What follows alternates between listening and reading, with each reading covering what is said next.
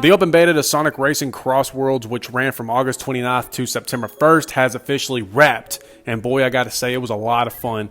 I was not expecting it to be that much fun.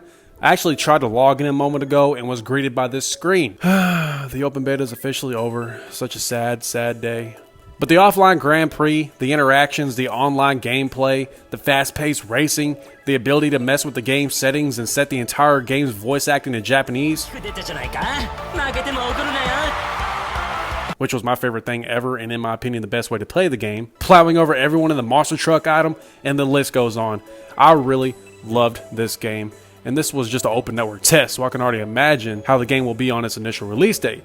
But of course, like all games, it's got its flaws. Little bitty ones, of course. I don't even think I should call them flaws, but I also don't know what else to call them. I will say these flaws did not make the game suck. It was just an irritation that made the game incredibly challenging. That's a good thing, of course, because I like a challenge, but man, oh man. I know the items are a must-have for these racing games in order to make it fun and challenging, but there are some that I could honestly do without. Like, 1 minute you're in first place, dominating the race, then all of a sudden in the blink of an eye, you're all the way in last place. The level of irritation is hard to explain, but if you've played Racing Cross Worlds, you'll know exactly what I mean and how I'm feeling. If, of course, they irritate you just as much as they irritate me. The first item is a slime. This stuff comes through a portal and just slimes up your character like you're in a Nickelodeon show, making it hard to move and really slows you down, and I don't even know if there's a way to avoid it, and if there is, let me know, because I hadn't found a way. I mean, I guess unless you have a shield handy. If not, you're cooked. It gets me every single time. Not only does it mess up your movement, it covers a little bit of the screen, so visibility becomes limited for a second. The effects of it doesn't last too long as you move your analog stick side to side to remove the slime. Not too bad, but still an irritation. Next is probably King Boom Boo. This bitch is hard as hell to avoid. From what I've seen, only thing he does is summon these water tornado things that really mess you up, and yes, I'll give it to Sonic Team. They at least did add these little marker things to indicate where the water tornadoes will appear, but come on, if you're traveling as fast as the game allows you, you'll only have like a split millisecond to react and get out of the way.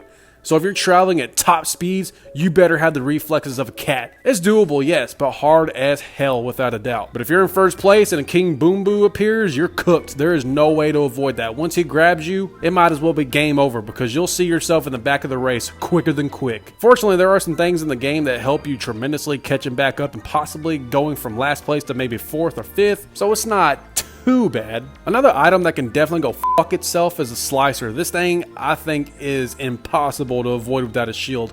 This thing flies faster than when Xavier Worthy ran at 4.22 at the NFL Combine, and once it gets your ass, it grinds your tire, freshly coated paint, and just messes you all up, and sometimes even makes it hard to get back into the race.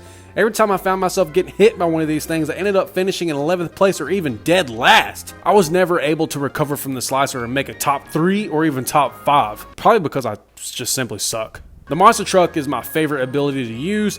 It accelerates you and plows over everyone in your path, but once it happens to you, oh god, it's terrible. You get flat and the effects of it last a little bit longer than other items to get back into the race. That's definitely an irritation. Enough to make me want to throw my controller across the room or even rage quit and just scream at the top of my lungs.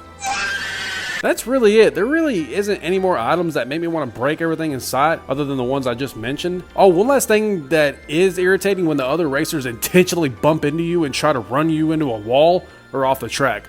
Not an item, but pisses me off. Like I mentioned earlier in this video, these things did not make the game a terrible experience by all means.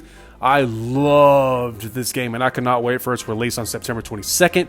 I would honestly say it's my second favorite Sonic game now, right up underneath Unleashed. If you've played Cross Worlds, what are some things that irritated you?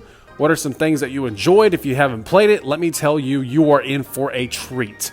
But let me know down in the comments. I'd love to know what y'all think about these sort of things. Now, with all this being said, y'all have a great night. Stay safe and be great. And we're officially out.